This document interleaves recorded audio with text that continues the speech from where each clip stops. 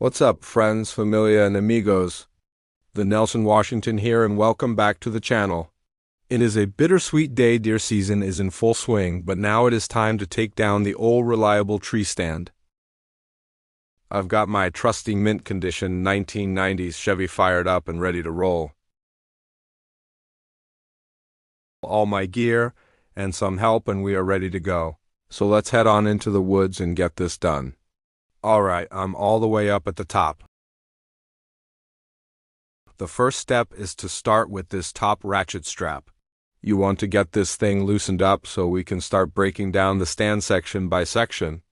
It can be a little tricky sometimes, especially considering how long it has been in this spot. Once the top is loose, I'll work my way down, taking each section apart carefully. It's a process.